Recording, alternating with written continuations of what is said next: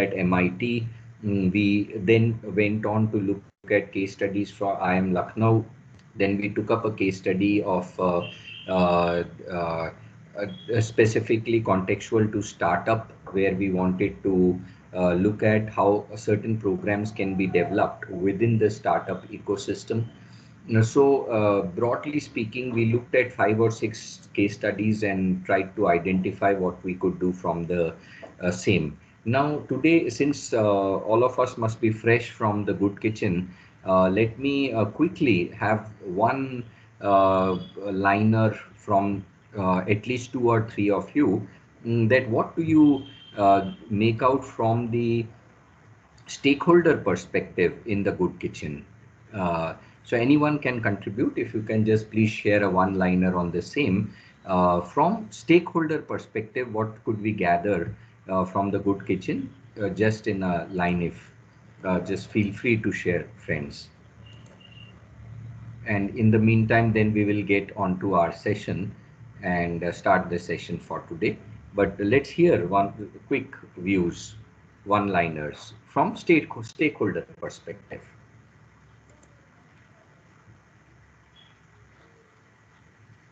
Yes, friends. Sir, are you able to hear me? Yes, please. Good morning, sir. On the stakeholder perspective, whatever we are going to have, it should be easy to use it. For example, it should be clearly explaining whatever we are defining. It should not have some stories, because we will not have interest to read all the documents. So they want the pinpoint content to be specified. So that is what they need. Whatever might be the thing, what is the final output? That is what they are expecting. We may be telling that we will be doing so much of process and design thinking, and we have arrived at this curriculum. Finally, they'll ask, what is the use of this? So that is what user as a final end I'm thinking. Excellent. So thanks for initiating, which tells us that how can we be more clear on the articulation of the domain that we want to work with. Like yesterday, we discussed that do we have a problem or a challenge? What you are saying is that if we are more articulate on the same, it will be better. Wonderful. Let's hear 1 or 2 more thoughts on the same, friends. Anything else on the stakeholder side? In context of like today, our session is primarily based on design of curriculum or design of framework or design of policies or design of a certain challenge that we may have. So today's session is we want to design something using this approach. We'll see some of the case studies, but how do we begin is, since we are fresh with the good kitchen, let us very rightly said right now, first thing we need to articulate our challenge or problem clearly. Same way, we should have articulated the hypothesis, assumptions, constraints, and resources. Coming to the stakeholders, have all of us been able to identify the top 3 stakeholders for your challenge, the challenge that you may have kept in mind? Of course, some of you who may not have attended yesterday's session, my request would be, can we quickly identify a challenge or a possibility? It could be curriculum design, it could be online content, it could be commercializing research, it could be a pipeline for startup for our ecosystem, it could be measuring the success of our incubation efforts in terms of startup progress. It could be faculties collaborating with the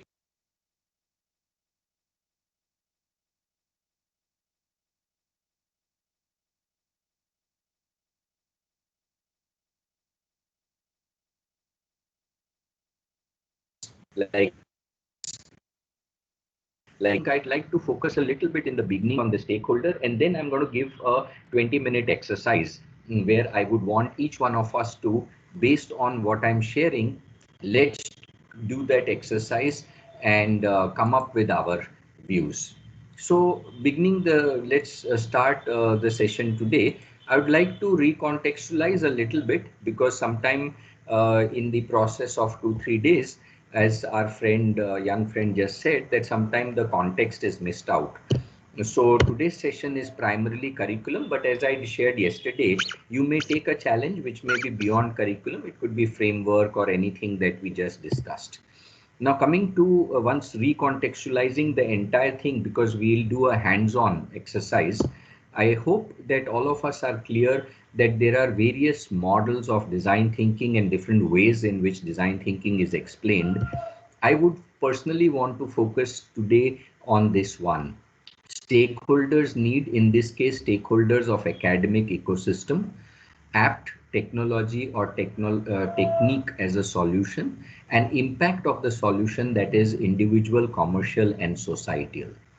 So we would want to cover these three aspects. Uh, of course, the starting point of that would be the stakeholder need. So in that context, I'm sure these things are very familiar to you. You must have gone through these two specific phases. Today, I would want to focus upon the first phase, which is identifying the needs from the stakeholders' perspective, and finally articulating the one that may be most appropriate and meaningful. At the question mark stage, we are talking about the problem and the challenge that we have kept in front of us.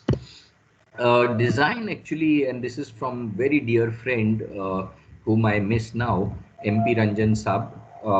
This I wanted to share because many a time when we design something in the academic fraternity, we go very specific for that design of curriculum or design of framework, policies, those. However, if we look at this framework, it's is self-explanatory that the entire gamut of academic ecosystem can actually be looked at through the lens of design. Can start from tactical level, go to elaborative level, go to creative level, and then strategic level. And all of this could actually happen simultaneously, like you saw in the Good Kitchen. There were certain strategic decisions, there were certain tactical ones, and on the way, certain specific new products or breakthrough ideas came about, or differentiation was created in that manner. So we could easily use this specific framework when we look at several academic interventions. Of course, you are familiar that we are today going to deal with the leftmost stage, where we are talking about ambiguity and uncertainty, and getting insights from the stakeholder perspective.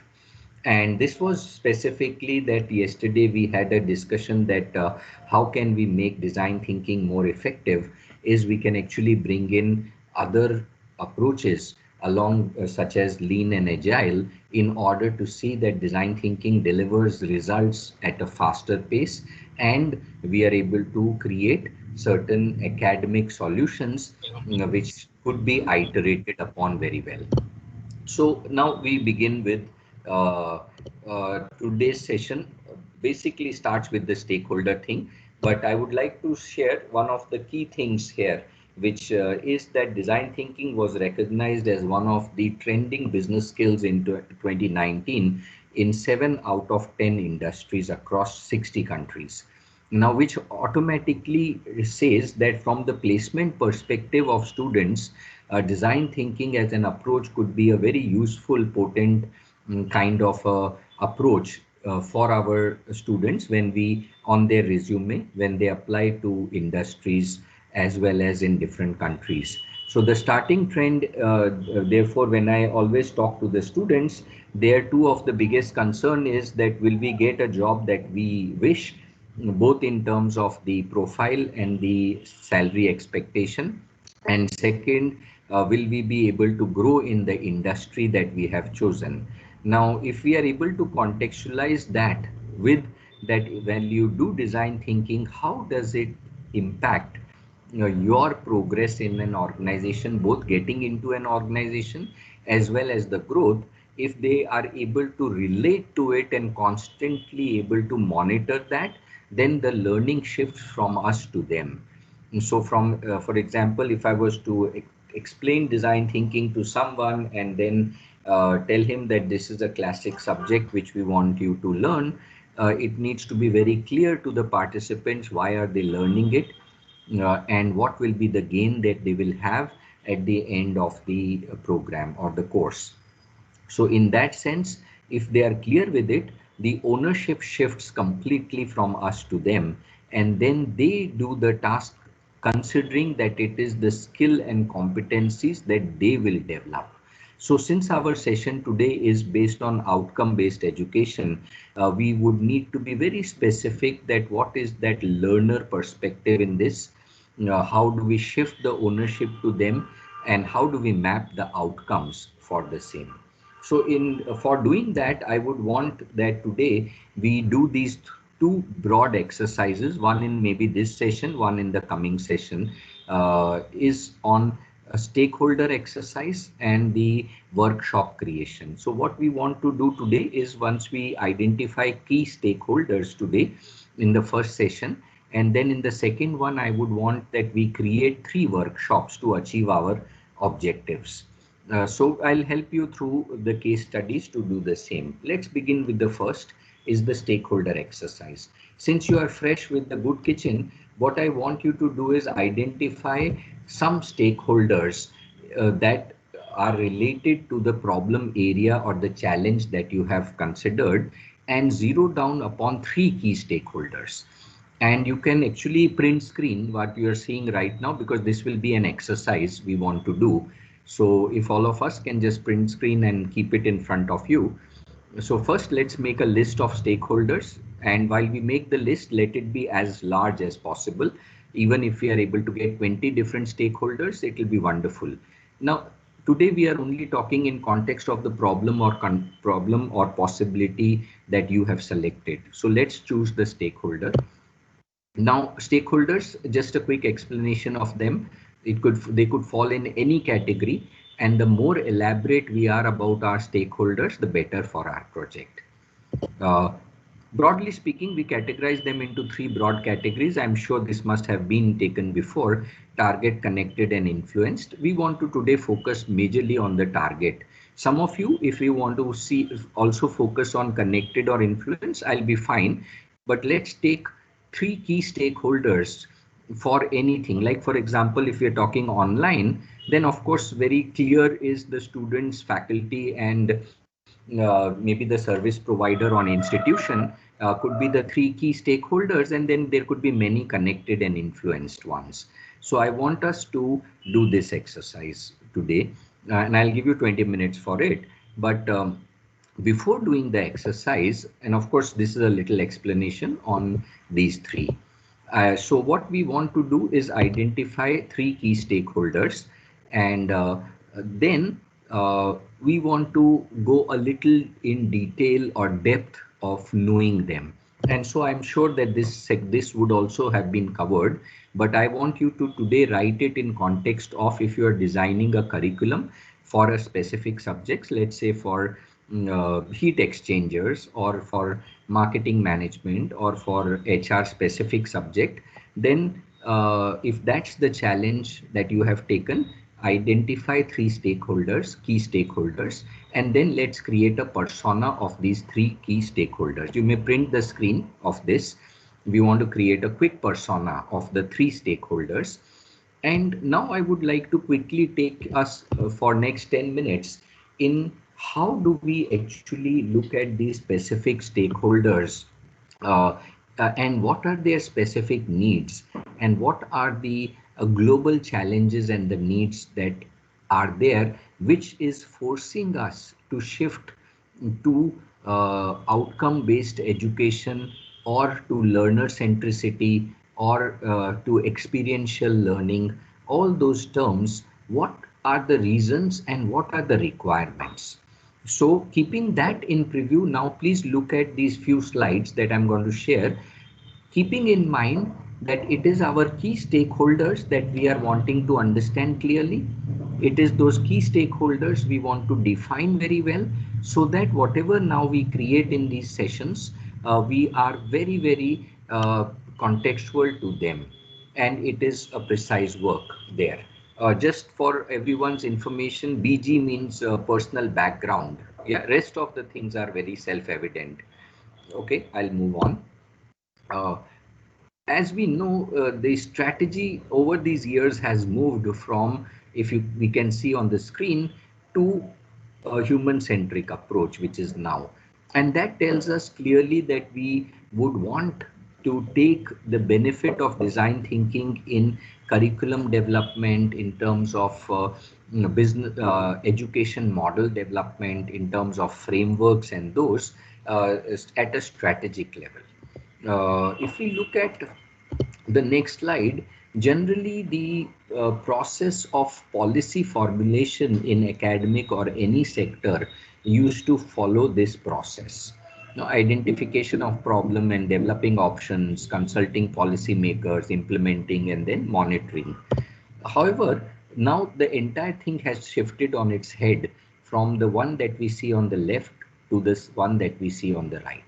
Now, these slides are useful that when we want to convince the senior policy makers in universities or education departments that why you want to bring about a change and how your program is going to approach these changes. These slides are useful in order to engage them and convince them that we are actually changing the whole process of decision making from the one that we see on the left to the right. This has already happened across the world, and several countries across the globe have already moved from the left to the right. In fact, my work with the MITI and NEGD and Digital India is also in this domain where we are trying to shift the policy, make this old process to the new process. And in the new process, the key is, as we can all see, it's the user at the center. So it starts with the user and not with the policy. And then if we see it progresses to service or design or redesign, system development, policy check and feedback, whereas the previous one started with policy, process, system, and then came the users.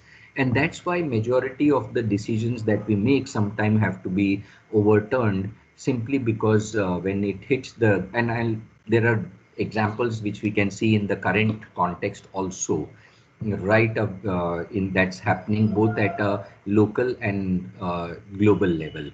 So how can we as academicians use this framework in order to frame our decision making policies from the left to the right? What can be the shift? And these two slides could be very useful to convince our policy makers that this is the reason why we have made the decision of changes that you are making in the education framework. This is what is happening globally.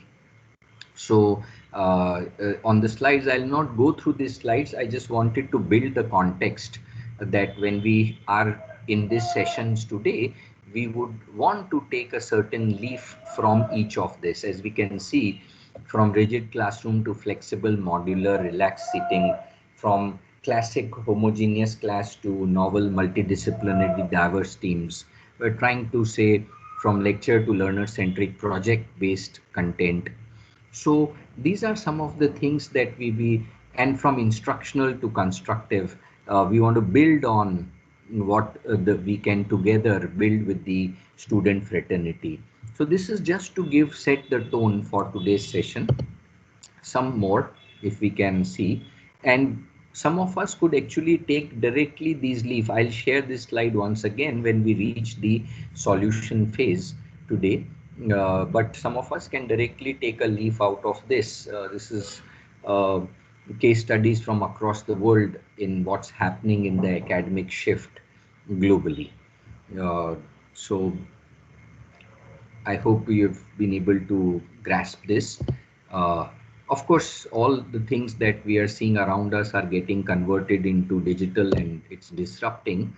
So as academicians, are we able to convert our current academic educational processes into interesting products which can be measured, mapped, and uh, uh, we can also create commercial aspect to the same.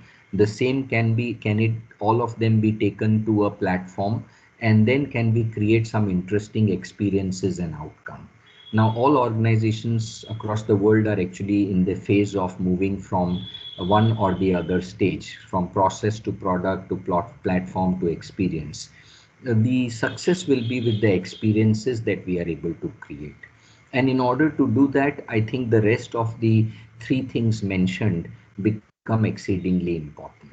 For example, for some of us, even the curriculum change may actually require first, at the first level, a cultural mindset or a temperament shift. In those cases, we may also need to collaborate and work with certain other departments. So this is basically setting the tone. Now, I would want, and here are some of the key things from one of the leading gentlemen talking about the global, that is the gap, and the gap that the students need to be ready with to fill. And these are his 7 takes. And that's a wonderful book called The Global Achievement Gap, where he's saying that the young people will need to, who are getting into the industry, will need to have these skills or competencies. So I would stop here, friends, and now I would come back to this. Hope you have actually taken a little bit of print screen of these. And what I want you to do is going back to the first slides that I showed. Let's identify 3 key stakeholders. For all of these 3 key stakeholders, let's create a persona. I shared that slide with you. Uh, After creating the persona, can we little bit describe these 3 key stakeholders in context of what I was sharing on these slides? What we want to do is, if we want to develop a curriculum which is or design a curriculum, design a framework which is based on outcome based education or learning outcomes, then we will need to know our stakeholders very well. Otherwise, the entire project we will be doing will be all hypothetical and assumption based, that an abstract from our context perspective. So that's the exercise that I want to give all of us. And if we can take about 20 odd minutes to do this well, then the moment we come back, we will straight away go into a case study and see that how you can start creating something in terms of whatever challenge you have taken. Praveen bhai, does that sound good? Because I wanted that for today's session evening and tomorrow morning session, a tone be set for actually our friends creating something hands-on. Otherwise, theoretically, it looks all very promising. But if we set a tone by doing this exercise, it may be useful to all of us. So So this if is you feel comfortable, absolutely we can fine. actually begin with this. No, no, this is absolutely fine. Hands-on is what we need now. I think until Sure. now, the deliberations have been more on what design thinking is and the basics and the principles. So now I think we should definitely, do some hands-on. So perfectly all right. Praveen has just got I understand. disconnected. So nice of you to have shared that. So, friends, let's begin the exercise.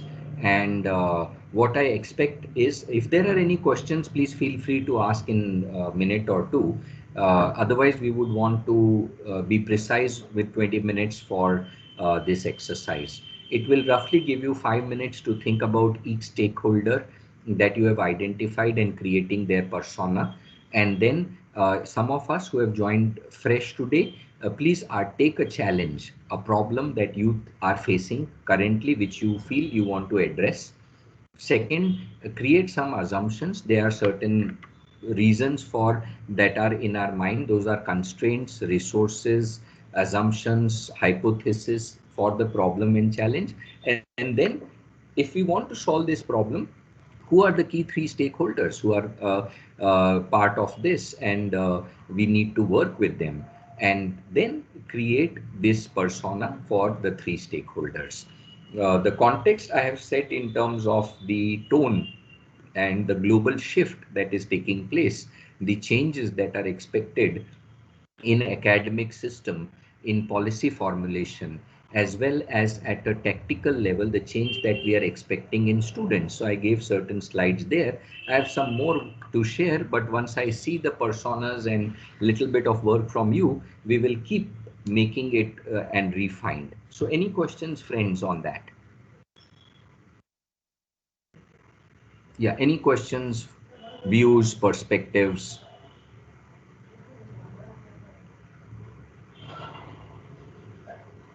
Are we comfortable to begin? Yes, sir, we are comfortable. Okay, great.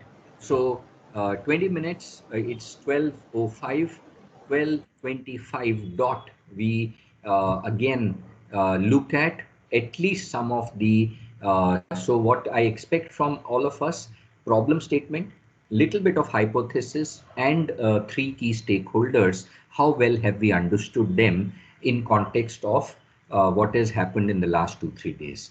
And my job will be, as I promised yesterday, that if you have a challenge, then by tomorrow morning, we should have definitely found ways to address it. If like what kind of workshop should we do, what kind of things should be engaged with, that's the aim till tomorrow. So let's begin, friends. For this small time, I'll keep myself on mute and the camera will be off, but dot 12:25, we will begin. If there is a question, please feel free to ask.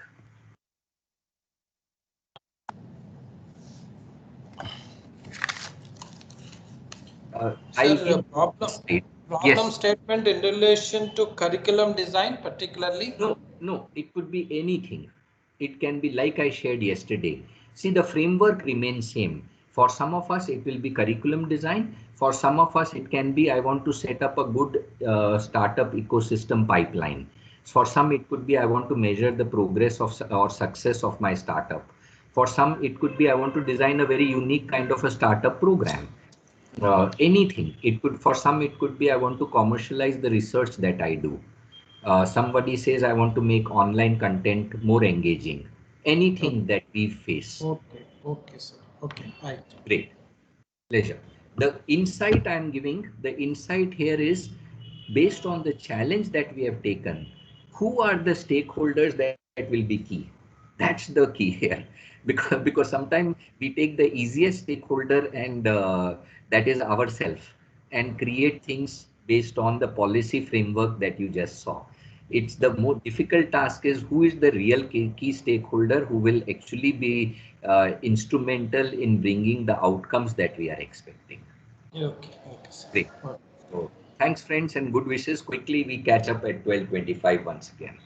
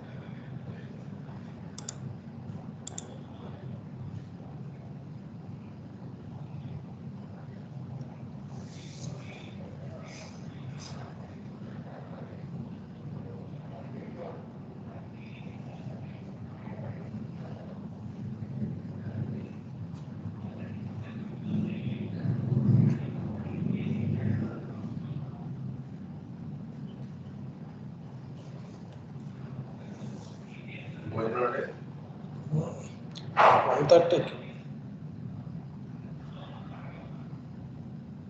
2:30.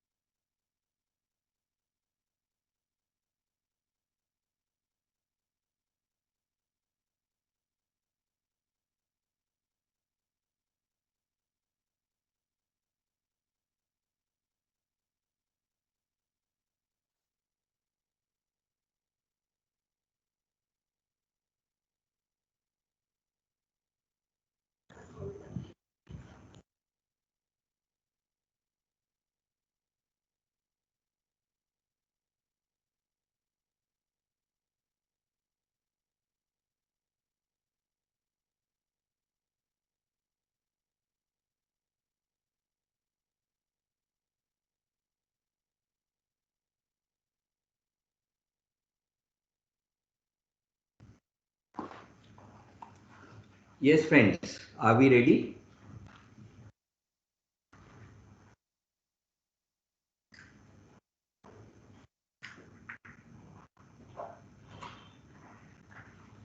Yes, friends, are we ready with our problem statements, some kind of insights that we may have gained, some persona that we would have created?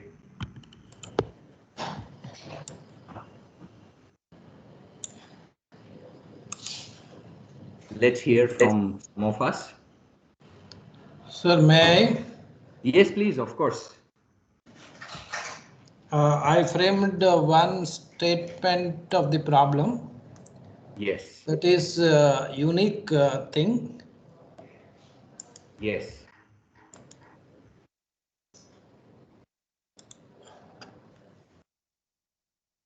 yes, please. So chat box,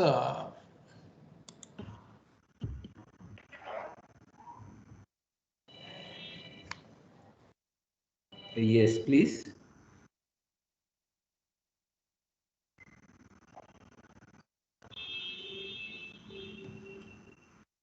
sir, are you viewing the Yeah, of course. Please. Yes, social please. business social Yeah. business models in the national heritage points are need of the hour to create sustainable livelihood on one side and conservation of heritage assets with the help of digital artificial intelligence, virtual reality and augmented reality. Okay. So, what is the challenge that we would want to take up? Establishing something like this? Yes, sir. Okay, That great. So that's the challenge. So let us say that we want to create a social enterprise which is in enterprise the model. domain of heritage. Yes, enterprising model. Oh, wonderful. And do you want to keep it a blended online, virtual and real, or you want to focus only on virtual? or only on real? Real plus virtual, that Okay. augmented reality and virtual Perfect. reality.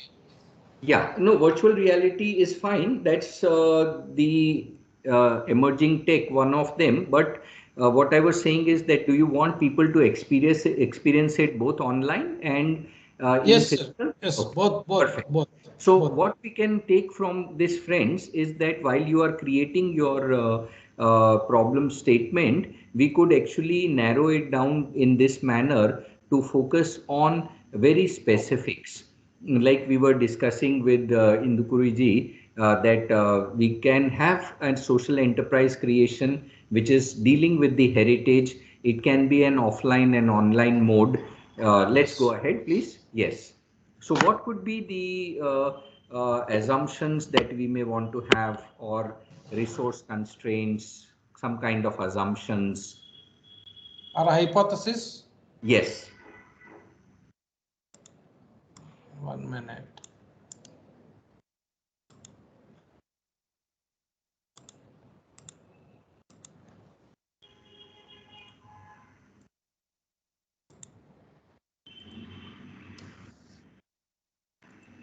So, entrepreneurship model can create more value in the heritage places in India.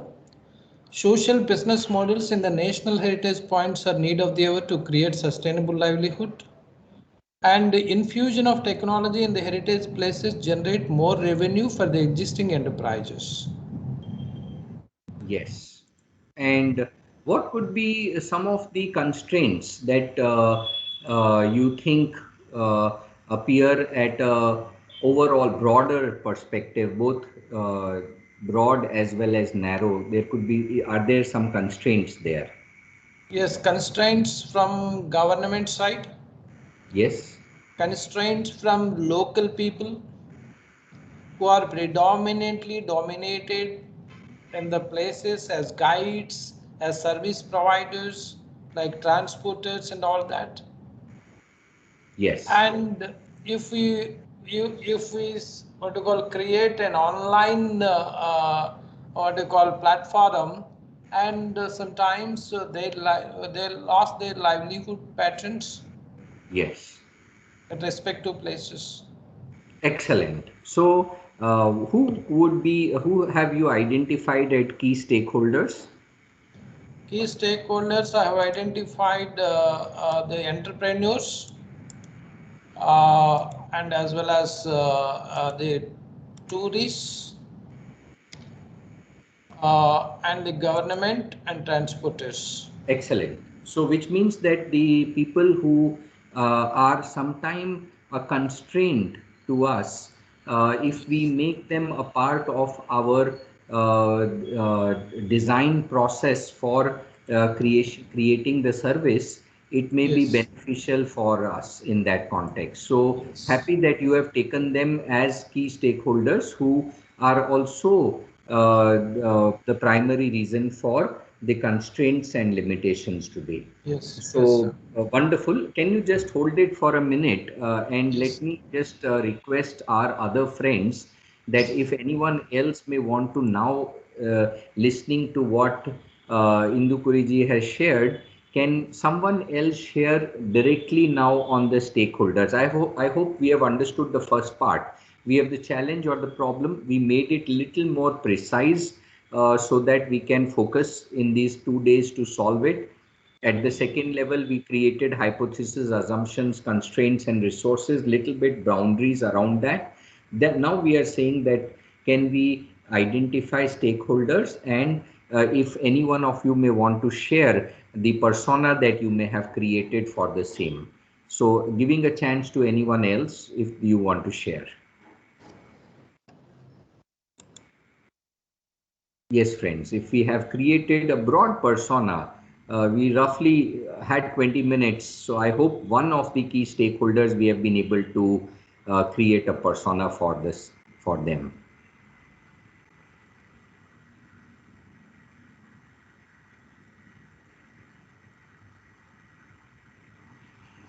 I hope it is not just Indukuriji and myself who are in the workshop.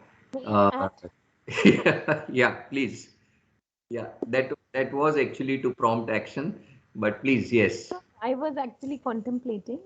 So now the thing is, because this is heritage site, so practically art curators can also be stakeholders because exhibitions, etc., can be conducted there. Yeah, And no, I'm sorry. Just let me intervene. I'm really sorry. I think we have missed I've not been able to share the question properly. What I'm saying is we are not working now on Indukuriji's project. Each one has taken our own project. So for the project that you have selected, a problem possibility, who are your stakeholders? I want to give a okay, little different dimension to okay, that. okay. I thought you were asking regarding this one itself. Okay, thank you. G. Please, if you may share your stakeholders and their persona. We are actually very good at solving others' problems. Sometimes that's one of the biggest hurdles that comes our way when it comes to solving our own challenge. That's the challenge in itself. So please, anyone who has identified a challenge and some stakeholders and one persona, please, for that stakeholder. Since it's a curriculum design workshop, anyone who's working on curriculum, let's listen to them first. Yes, please.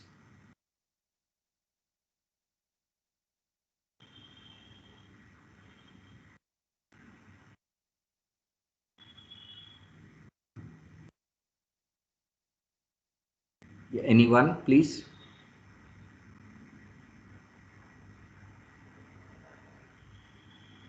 My God, Indukuriji, I think two people, we both are in a workshop mode. Rest, I think, are on the lecture mode. I hope we have not lost the 20 minutes.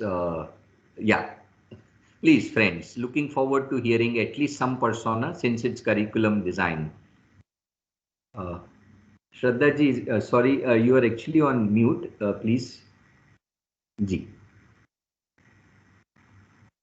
Yes, sir. As I Ji. told you earlier, I was not there in your workshop yesterday, so that is why I was a little hesitant to start participating today, responding to this exercise. But still, since it's very interesting, so um, uh, again, when I was just going through your lecture of yesterday also during this break, and I realized that I was thinking of a problem which you had taken up yesterday, which was about designing curriculum to make your graduates more employable. That is the problem that I thought. So the stakeholders would be recruiters, students, faculty, Excellent. and within recruiters, then there could be all kinds of various industry sectors and academia Yes. and all those groups.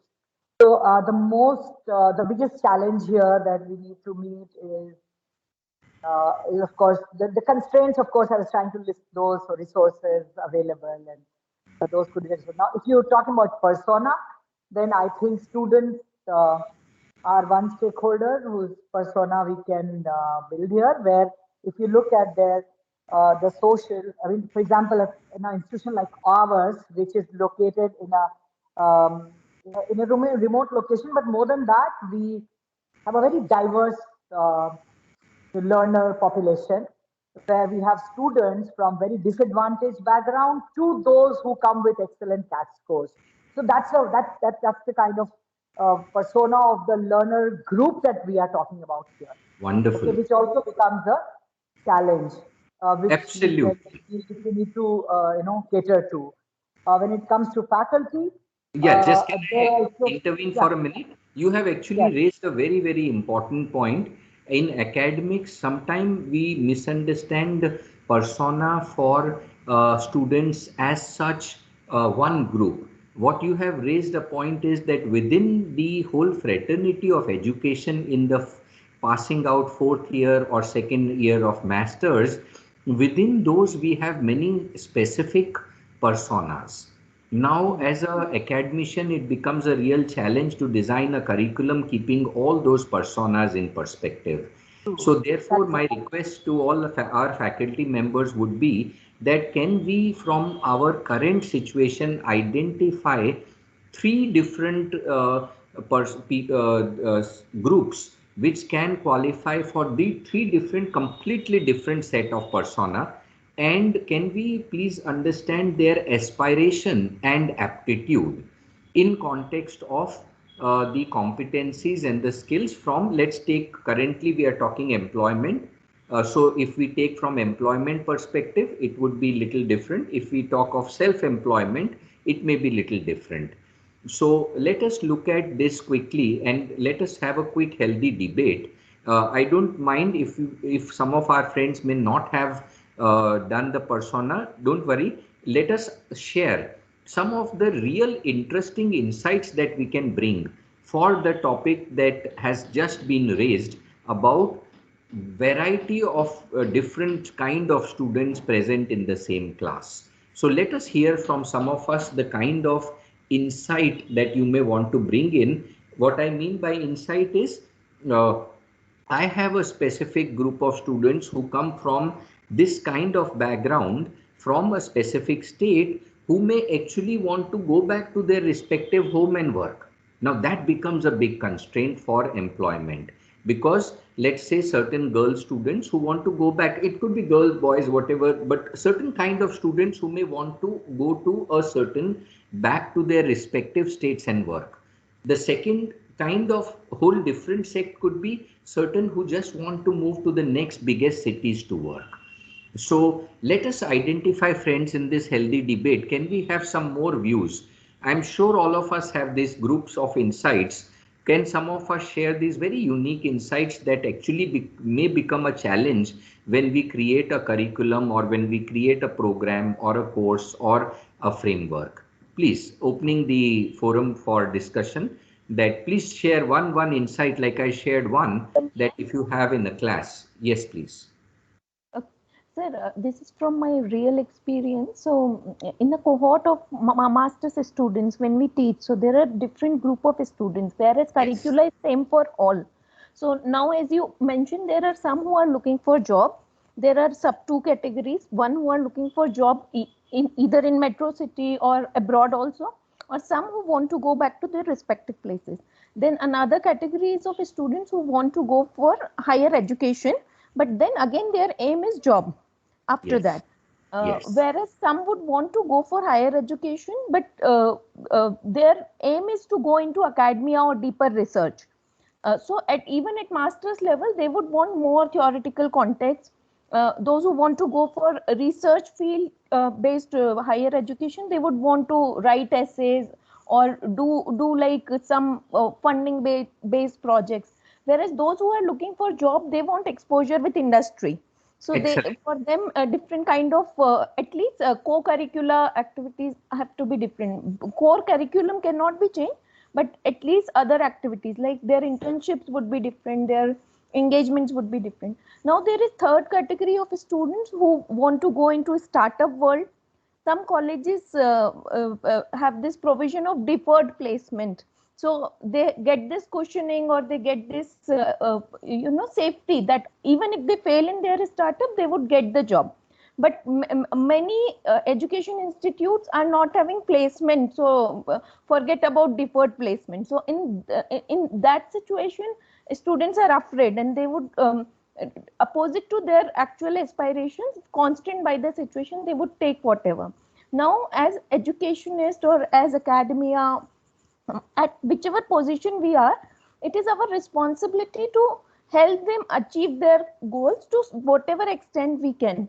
But in a classroom construct, it becomes very difficult to cater to each one's aspirations, and Ex- especially when we are not into administration. In my capacities, I am into teaching, so we cannot define what the curricula would be, what the placement cell would be doing, or what kind of extra activities can be assured.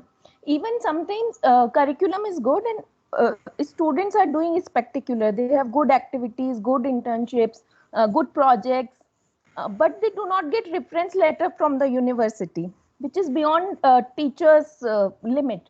So there are so many constant and uh, delivering to maximum capacity, keeping in view like all the constraint that needs I'm sure some design thinking. So I hope like we have some takeaways from this entire session and can do more justice to our work and more benefit for the students.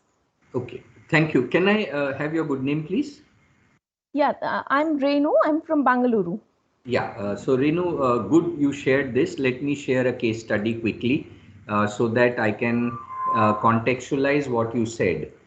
This institution based in North India gave us a challenge that within a specific class, we have these four categories of students, if we can see on the screen. We want four tracks, but we want one course: startup creation, research projects, exposure of global best practices for advanced future studies, and skill set for employment. I think this is exactly what you were mentioning, that within this specific, and but these were students from semester 7, and some of them wanted to go abroad for further studies. Some of them wanted to give gate and get into our country with some of institution for masters. Some wanted a startup creation, some wanted skill development for employment. So this challenge came to us there, and there were 320 students who had to be simultaneously engaged. Now that we took as a challenge or a problem statement, like I was sharing. Like when you shared within the small talk that you had, you gave us many different problems that could actually be looked at. But what we tried to do is we said that we want to have one course. That is one. Second, we have the constraints. I'll come to this. Yeah. So we have the constraints that there are 320 students. Therefore, of course, it's an education institution, so there will always be a constraints of budgets or to a certain level. However, the expectation were these four, that within the same class we have these four different categories of students. So how do we ensure that each one gets satisfied by this specific program? Some of them came up with some of the key things that further need assessment resulted in that a certain kind of skills and mindset for creativity and and innovation. Certain they possessed analytical thinking. However, they were wanted also the creative thinking and radical thinking. They some the next thing that came up was, can we create a collaborative environment there, and can we what kind of pool of mentors and experts who could guide could actually be there, because within the same program we have these four different tracks coming in. So what we thought is that based on this, we created a program like this. We said let it be a 4 credit, and of course the challenge, bigger challenge, it was all online.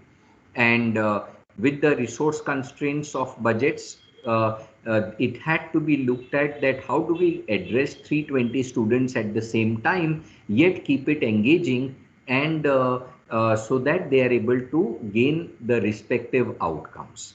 So what we did is that we told them that you could take up any kind of a challenge that you have at hand. For example, some of them we said, what kind of organizations do you want to work in future? You can select those as your project. Second, if we are already in semester 7 and we have already identified a project that we want to do in our final semester, then let us take that as the problem. Third, if we have a startup idea, they could, or if they had a startup domain they are excited to work with, agri-tech, fintech, biotech, defense, then choose that. Fourth, if they are specifically looking at going abroad, then what kind of a going for masters, what kind of skills will they need from the research perspective? Will they want to learn a specific research methodology that they can be brought in? All these aspects. So if you may, Renu ji, if you may think a little further here, each of the segment in the class, we had to articulate their expectation, their aspiration, and based on that we had to think about that what kind of a challenging project should we give them. So that's the first thing. Second, clustering of the like-minded students in the class for respective projects. So we told them you will have to identify, since you are from one institution, you know each other over these 4 years, identify like-minded students from your 7th semester who may want to collaborate with you for that project. And each team was created out of 6 people. So 6 students formed the team, and each team had to select, like out of the 4 areas I said, they had to select these out of the 4 specific areas. We realized that we will need a 4 credit intervention simply because we had to conduct mentorship. Now, what does that mean? That within the same class, if the theory part or the concept giving, the tools and technique, if they are similar for everyone, but the outcomes are different. So the mentorship sessions are specific, aimed at time spent by the faculty member with a respective team in order to encourage them to go little beyond the what they have found, or to show direction to them. So while there were, I would say, 5 different tracks that were on from this perspective. One, knowledge nugget sessions, where there were small videos that were offered to the students for the concept, followed by assignments, quick assignments that they could do in the class as quick drill, like we are doing right now, followed by a mini project that they had to accomplish and come back. Fourth, uh, peer learning from groups on clusters of students that could be within the same fraternity. For example, if 4 groups have taken corporate sector organization, what have been the challenges with each other, and then can they learn from those challenges within themselves? And of course, the last one was the mentoring for a specific thing. For example, if we talk of research methodology, so how design thinking could become an interesting research methodology for somebody pursuing their master's or their PhD. Can they engage into ethnographic study more in order to gain deep insights in the problem? In fact, some of us must have heard also that in the current situation also, few top institutions of the world healthcare use design thinking in order to treat patients for the current situation we are in.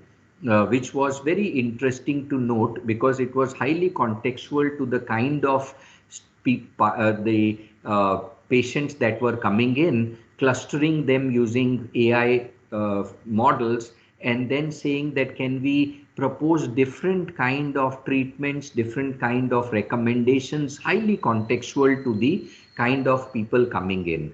So the same we applied here, that can they create these 5 tracks. So if we look at it, what we are talking here, 4 different outcomes expected from the same group of students, a resource constraint of this number to be done online, and with monetary constraints, so we cannot run different classes for these different students. That resulted in creating these 5 specific kind of in-class deliverables that we had to use so that it can still be engaging. Project-based engagement, where the project selection was based on the kind of aspiration and aptitude of students. Peer learning from each other group so that they could identify the challenges and the good points. And then, of course, if you see the 2 things here, master class and field trips. So what we said is the master class are specifically aimed at giving them highly specific inputs here. For example, we felt a big need to give them a session on creative thinking, which is original thinking, both radical and incremental. We thought that that could be an interesting master class for them.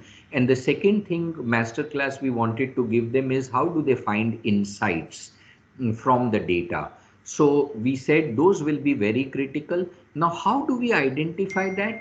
The institution gave us, therefore, if you saw the slide before, the institution gave us that the students are very good analytically, but they need a bent of creative thinking So one thing should be there. Second, many times at student level, we jump to conclusion.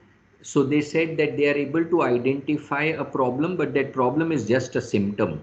They are not able to go to the root cause of the problem. So a master class specifically aimed at the same. And the field trips were very interestingly designed that we gave them canvases. Now, what does a canvas mean? Is that whatever we want them to accomplish on the field, it is all put up as points on a large chart paper. They have to simply fill it like a workbook and bring it back. Now, what does that do? Now, some of us may find it extremely useful in situations where students have a different understanding of a topic, and when they come back, they will come back with different kind of data that they have understood. Whereas if we want to standardize and see that they bring in right kind of structured outcomes to us, if we are able to give them a workbook approach and tell them to fill the canvas and bring it, almost 90% of the time we get the right data on the canvases. So these canvases become interesting workbook kind of activity where they have to just fill in the steps or fill in the things that have been shown on that. So field trips had this kind of canvases, but along with that we also gave them a space to be creative, where we said that the nuances of finding the data, going to the field, talking to people, seeing that the answers are achieved, that subjective thing also has to be kept in mind. So those two aspects were then given as outcomes from the field trip. Now let's take a minute and I'll again continue, but let us hear from Renuji that what can she understand from the case that I shared. There are actually 20 things that I shared, which actually came from our understanding of stakeholders, our understanding of our constraints, our understanding of the kind of situation we are in, institution we are in, there all of that resulted into it. Now I have one thing which we'll take in the next class is how to get this data using workshops. So we'll come to that, will be our next step. But right now let us hear from her that if you may want to share with me that through this small case study of this organization, how would you want to use it for your benefit? And how would you create something that could be beneficial to you? First of all, many thanks that you addressed in detail specifically what I was talking about. So you addressed the problem and deconstructed it. Secondly, many thanks. You are again giving me chance to speak because so many participants are here. So thanks to everyone. Now coming to my takeaway. First of all, I'm very thankful because this situation you explained through the case, it's very akin to what I was saying. So it's almost juxtaposed to what I was saying.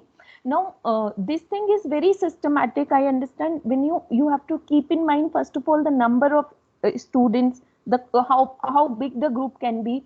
Then, as you address that, each group would be having different requirements. So each requirement is fulfilled, but there has to be certain things common because there are resource constraints. So even with that constraint, you designed it so nicely that still unique requirements of each group are also getting addressed and fulfilled. So that is good. In our attempts also, without knowing the constructs of design thinking, I was attempting that. I would talk about myself individually on a group level, but if this thing is done institutionally, then of course it would yield better results. And one more takeaway is this: even in our individual capacities as teachers, not as administrators, even if this is not done at institutional level, I personally feel that to certain extent we can replicate this for smaller groups also. So that would be my input from my end, and I will definitely try to replicate it for the smaller groups. Thank you, Renuji. I think greatly appreciate. Now, one thing that you very interestingly brought about is institutionalizing the learning. That can this be done at an institutional level? So my request would be, and I'm giving a key for the next session, that what kind of a workshop should we create which will bring institution on board with our thinking. This is one of the biggest challenge that yesterday I was sharing, that while we had to do digital transformation for airport authority, we had 17 different departments saying 17 different languages. And how do we bring them to board on one single consensus that yes, we are with you. So this will be one of the things we'll do in the next session. But so please keep that in perspective, that how do we create a workshop where you get full support from the institutional resources and our other friends.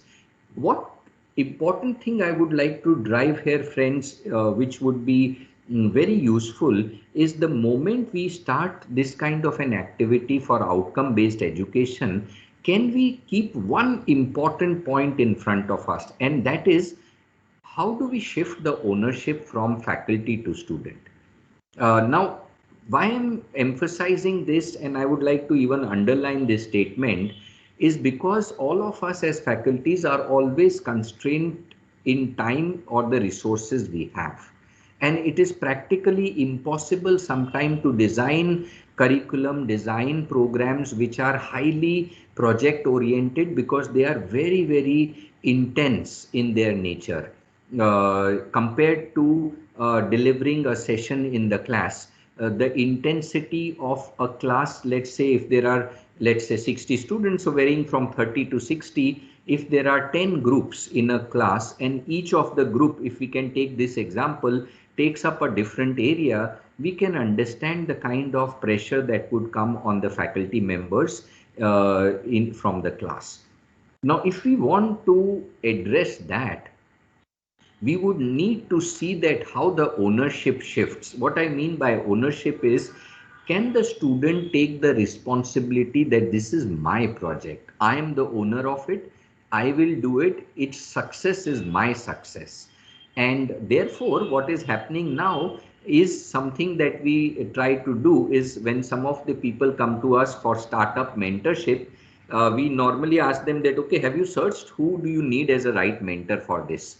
They just come and say, sir, give me answer to this. So we said, okay, we'll give you the answer to it, but have you thought that what is the mentorship that you actually require?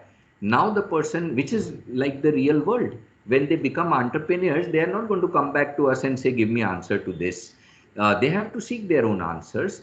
Have they understood? So here I would bring another interesting statement, which I'm sure all of us must have debated for quite some time.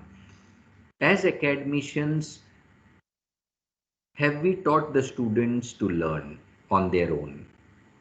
So learning to learn is one of the key aspects that can actually come in through design thinking. Learning to learn. So can we create our courses in a manner that the students become active learners and contributors, and they start to recognize that the faculty is actually somebody who has little more knowledge than me, but is in the same boat like me when it comes to this project. So if we are doing a project for healthcare device manufacturing, as faculty, I would be having the same knowledge as my student. When we begin the project, it may be that I may have little more exposure to that field and little more resources, but coming up with a new device is completely new to me also.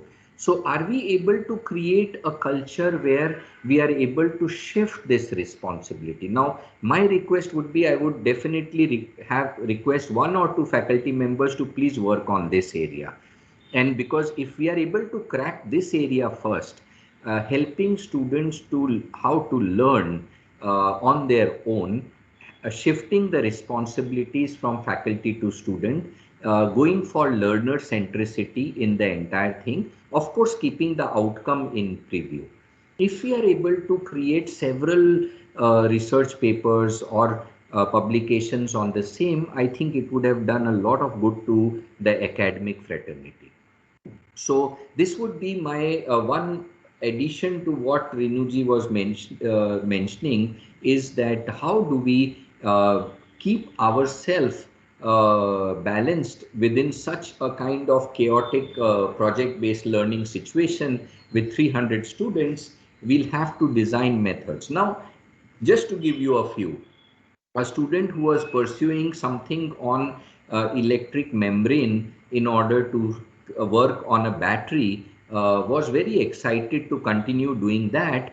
However, the constraint he found from his team members as a eighth semester project, his team members came and said that, see, this is a research thing which will take us a couple of years to do the research, and we'll have to go to these organizations to talk to them and get the inputs.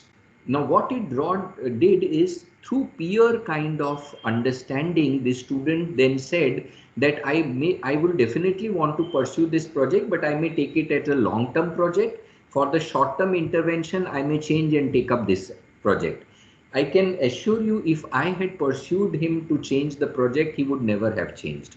But when the peers went out and worked on this thing and brought the data back saying, this is the reality research papers today, this is the state where the research is, it will at least take 2 years for us to crack by visiting, even visiting those 4 organizations in different part of the country. They realized it may take them at least 3-4 months getting appointments and visiting. So sometime instead of breaking the enthusiasm of the student towards a specific kind of project, if we are able to use, if you may recall, I said there were peer groups that were discussing with each other, and within that they resolved that this looks like the challenge, and so let us take this as a long-term project.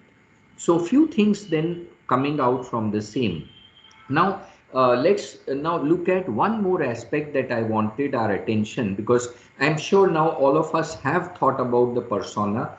All of us have thought about, beyond the persona, we have thought about the key insights that each stakeholder expects. For example, Indukuriji, I'll share a case on the UP Institute that we worked some time back. You may really find it interesting in the next session, where the key stakeholder was actually government. And how do we enthuse them in order to agree to what we were planning to do, will be something which we will take up through workshops. How did we achieve? But before getting into that, I wanted to come back and share, just give me a second. Yeah, I wanted to share that while we are talking about our students, it is very essential to map the 3 aspects which I was talking yesterday: the aspiration, the aptitude, and the expectation on the other side. Expectation on the other side means here expectations from recruiters, expectations from organizations where they're going to do their masters, expectations for students who will take up research as their future or academics as their future, or will join the industry. So for the same perspective, when we talk about outcome-based education for key stakeholders, we need to be very clear what kind of skills are we wanting to them to have. And it is very essential to keep that in preview. For example, do we want our students looking at completely who we are as an institution? Can we identify, like for example, yesterday I shared that some of the institutions said we get people with work experience. The other said we get freshers. Completely different kind of skill set or competency development may be required for these 2 segments. So while we create the persona of our stakeholders, are we also able to map the kind of skills and competencies we will want to develop in them? And that will be completely contextual, will be very different from what an engineering student may require in a first year compared to final year, what a management student, even in the first year and second year, there'll be a variation. So if we are able to map our outcomes based on the skill competencies that are expected, so just therefore sharing the same in context, that these are some of the key skills and competencies that when we sit to create a curriculum or create some kind of framework, we try to map that. It's almost impossible to cover everything. So can we zero down upon specific ones which we want to create a rubrics and give it in the program. So this is where when I said that we want to look at the persona, can we also identify these with that persona, that this is something that we would want to develop as competencies or skills. So this is what I wanted to share for the students. The other I would like to also draw our attention to is something which we can see on the screen. And this is actually a compilation of the last about half a decade, where working with a different institution, uh, what kind of expectations are there, uh, and from a faculty perspective, from an institutional perspective. Why I'm sharing is that some of us who have actually made the personas can actually take some of these points which I shared before and now, and take them as objectives that we want to develop. So let us do this quickly exercise. I'm just sharing this. We can actually identify that, okay, I'll want to use this because it's very important from my perspective. We can take a leaf and put it on our next steps to do. First steps we talked about were skills and competencies, and these are certain things that institutions expect from their students. So we can take a leaf from these.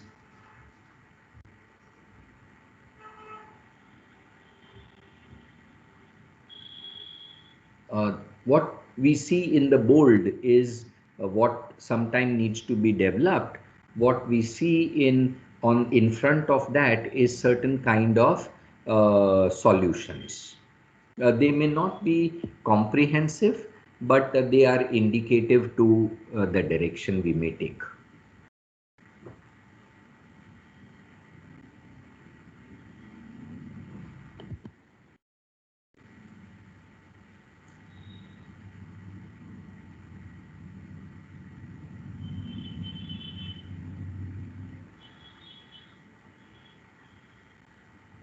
The last point is interesting in the context of different models we may want to use. Adding further to the same,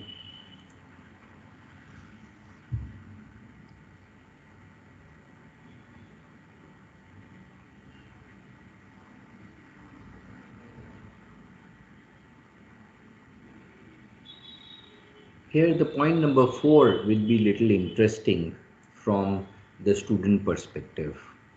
All of them are important, but we may be doing many of these. However, the fourth point is getting things implemented and executed through people and organizations.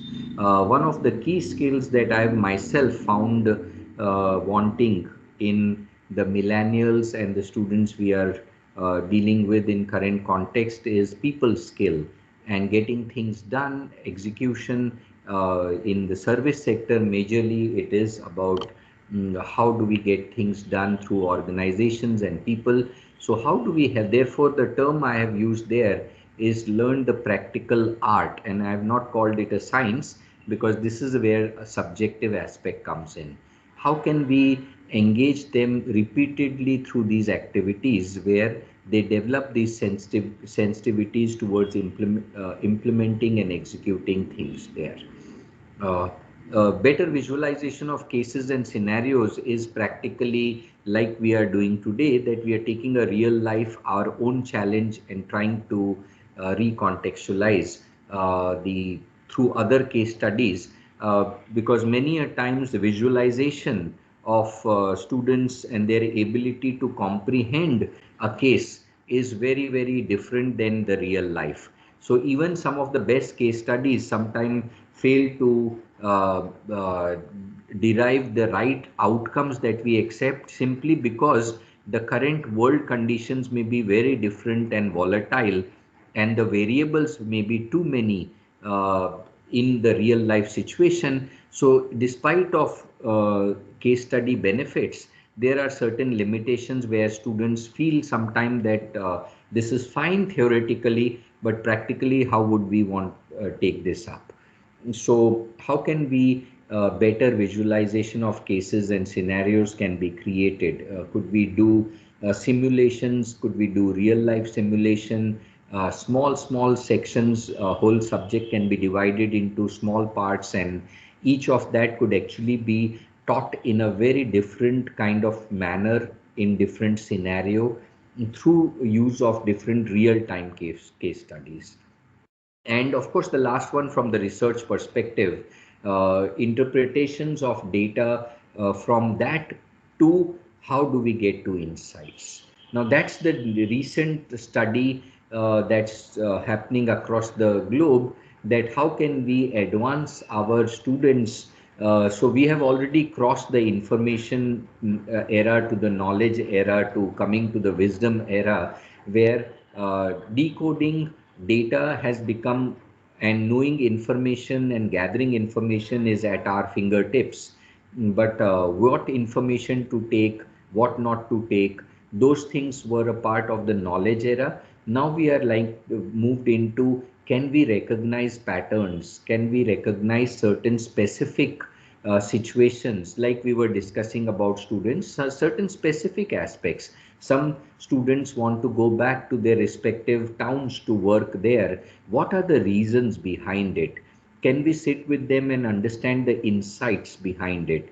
And through those insights, if we are able to give them solutions which are both satisfying for us and them, then it is addressing the problem correctly. So from interpretations to gaining insights, how can our subjects lead to developing insights in context? Like if we are talking about subject of human resource, and we are talking about let's take up one topic of recruiting people, how can we gain insights which can actually train the machine in order to identify a participant who has appeared for an interview by a video? So how can we track the eyeballs, facial expression, body language, voice modulation, in order to understand that how well has the person, how ethical is the person, is he being fair, is he talking the truth, all those things that can be there, how can we gain insights from it? Same way, when we talk of certain engineering specific subjects, how can we work on, if we were to create a specific machine part, or if we want to write a specific algorithm, how can we take data, and then from that data understand interesting insights which can be useful decisions for us. So advancing the students from interpretations to insights, I think, is something that all of us will have to work upon in the future. And the fourth and the sixth point is what I thought could be really useful. Further moving on,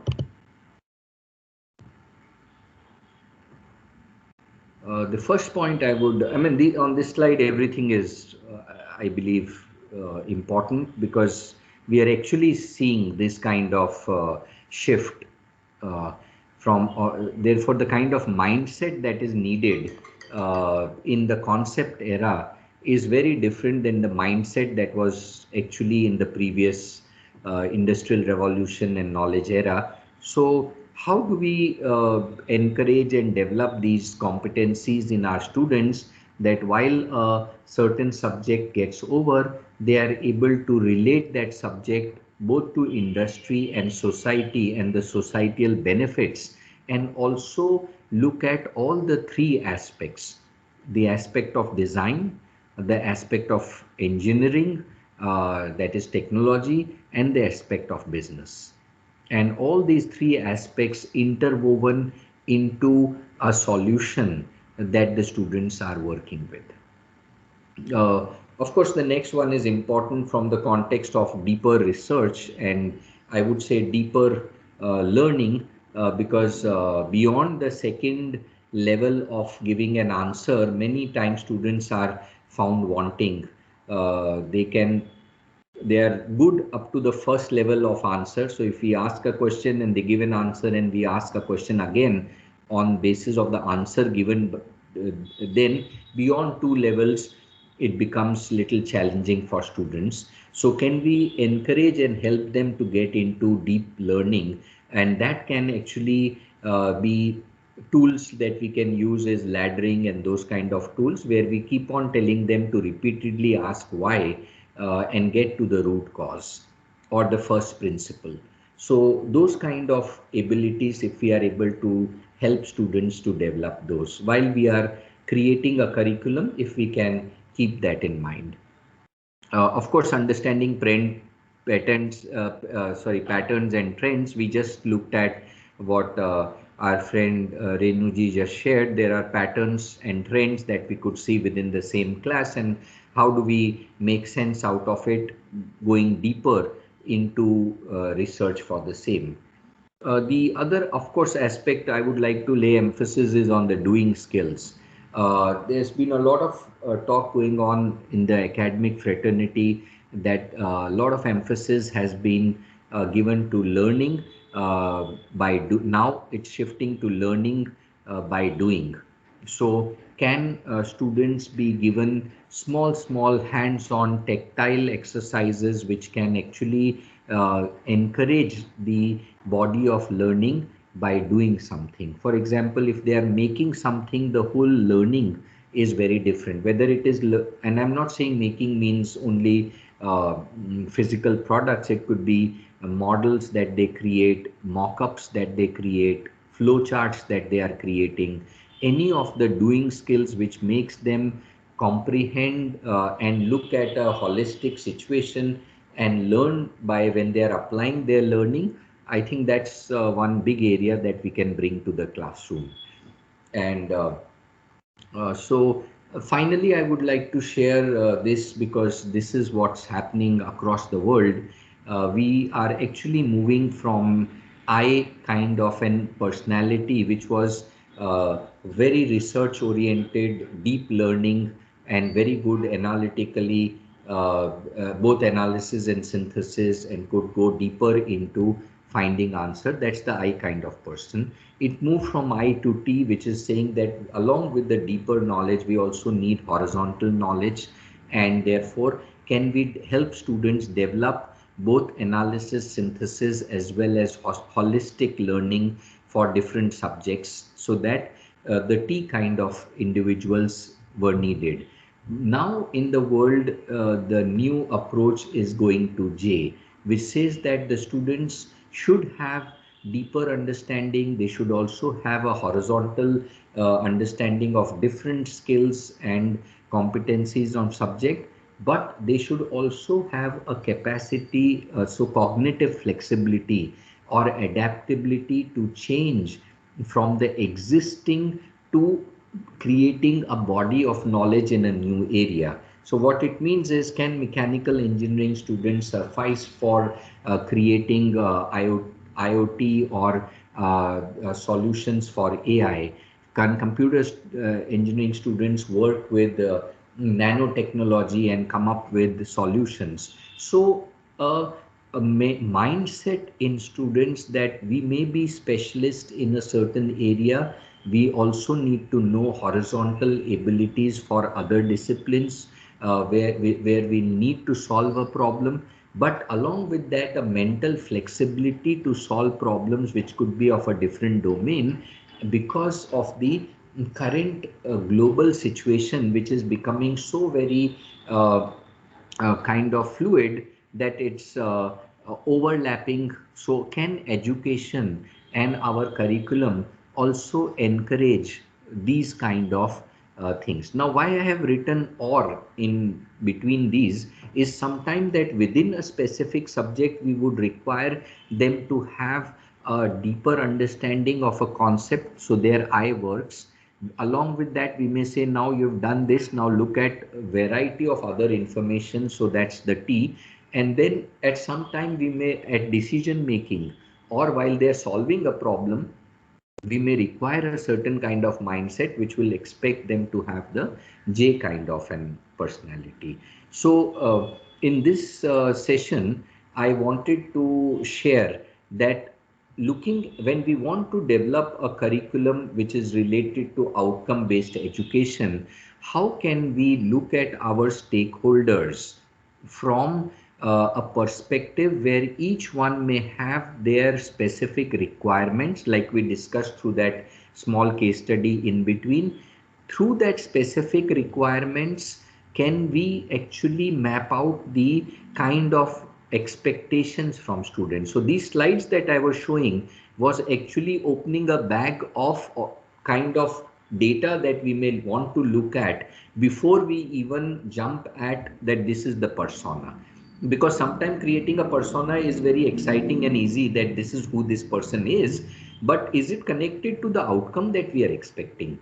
And what is that outcome that is being talked about in tertiary education? So at the same time, if we are able to lay an emphasis on the outcomes that are expected from a specific program, then otherwise it becomes that too many things being done at within a one framework. So therefore, the last slide that I wanted to show was that it may be necessary sometime to have an I, it may be necessary to have T kind of learning, and it can may be necessary for J. It's not necessary all subjects may need it.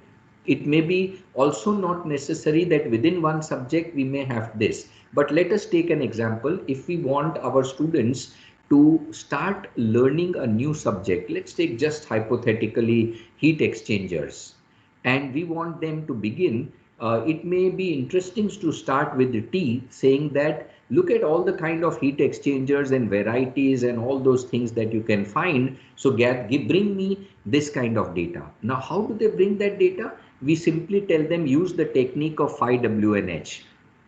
Use 5Ws, why, what, when, where, how, and bring this data on heat exchangers. Once they get that, we say, okay, are you keen about any specific area in this? Then let's go the I way and develop deeper understanding of that concept. So they may say, I want to work on the fins. I find the fins of heat exchangers very interesting, so I may want to focus on that. Then we say, okay, you worked on the fins. Now let's also look at the commercial aspect of it. Why are certain kind of heat exchangers being designed in a certain way? Is it to save cost? Is it for specific application? So we'll need to have a mental flexibility to address that aspect, where technically we may say that may not be 100% correct, but commercially they have to arrive at a thing and know the reason why that decision was made. So while we look at our curriculum design, and therefore I'm even going very technical, because sometimes people think that design thinking can not be applied to engineering, because it's a general thing that I hear, because it's very sometimes specific to topic. They say no, they'll need to know. That's why I said let's not misunderstand design thinking as it's a methodology. It does not restrictively say that we only use creative thinking. It is as creative as it is critical. We need both of them. We also need deeper learning. We also need horizontal learning. In addition, we also need cognitive flexibility and adaptability. So that was the purpose of this session, that I wanted that whenever we design the curriculum, the two parts of it, one, the stakeholder, and second, the outcome. If we are clearer on it, my request would be that if when we are going for this lunch or a break, can we actually identify just the three things, three from this side, three from this side, for our curriculum that we are trying to address. When I say three, it is three key insights. What are those insights? Like, for example, our students want to go back to their respective cities to work in that city. That's not the insight. The insight is, why do they want to go do that? Is that because of their exposure, that they feel comfortable being in their city? Is it that there is a constraint that they have to be staying with their parents? Is there a constraint of the kind of industry that they have in mind because of exposure? What could be that insight? At the other hand, the expectations from the other side. What is the kind of top three insight that industry is giving us? For example, is industry saying that our passing out students should have original thinking ability, or should they be having adaptability more? Of course, all of this is needed, but from placement perspective, when we talk of placement, what is that expectation? Or when we talk of a subject perspective, as a faculty, what do we want our students to achieve at the end? Do we want them to become research scholars? I don't think it's possible always in a subject. It may be too much of an expectation. Do we want them to know the vocabulary of that subject well and leave them with a curiosity for that subject to be taken up ahead? Some of us may say that is the outcome I want. Some of us may simply say that no, I just want to map these a few 5 concepts that like we do at K-12, that if each grade, if we are able to even drill 3 concepts over the 12 years, we will have 36 concepts, very clear. But when a student passes out from 12th, it's still debatable that how many things they can really write a reflective note on. 12 concepts, maybe they can. So do we want that kind of an outcome from a course? Now, the next session we will do is how do we connect this with the institutional objective?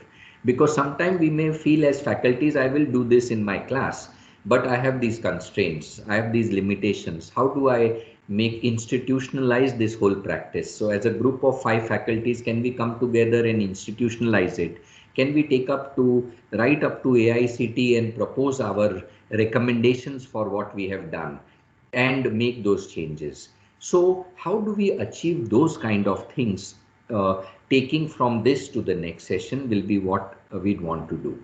Now open to questions, friends, because I hope I'm not going too technical, but I want that actually we create something.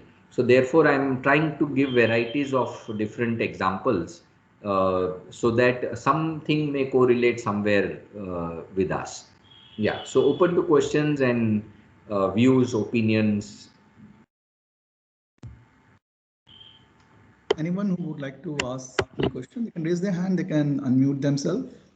Yeah, or even views. I mean, it's not just the question, Yes. their opinion, their So for thoughts. views, sir, means I have missed some of the part because of some pre-assigned work, but I have certain view. Means you were discussing about the insight, and I would like to share the experience that since I'm in the hospitality industry, we were doing a research on that why people prefer the same brand of hotel, why they go to the same brand. So when we were doing this, we thought we have a presumption, we have a hypothesis that it is because of the liking, they like the services. But the research has said that it was because of fear of unknown. So means Fantastic. that is what the insight is. So when you were saying about that, let us find the insight because the student wants to work at the home. That is not an insight. Why do they want to work at home? So that is an insight. So this is what the insight we have got, and it can be very different from what we assume. So it is important to ponder upon it. It is important to find out these insights, and that can be useful. Absolutely. Wonderful point there. I think I greatly appreciate that. In fact, I would like to add one more thing because we work with an institution called NITHM, National Institute of Tourism and Hospitality. So there Sir, this yeah. interesting thing comes, and I would like to add one more thing to your study that there are in this whole cycle of early adapters and those, there is a certain category that actually wants to take that risk. So within that whole category. So Right, sir. within that whole category, those risk takers are the ones who may want to experiment and go to a new place. And they are very different from the next category that comes in. So when you said this insight, I am so very happy that we have reached to that level that when we actually now create services or curriculum which are designed for providing services, we are able to now go to that level of sensitivity that you shared. You greatly appreciate that. I mean, because, and I hope friends, others would have noticed that such kind of insights actually go back into the curriculum.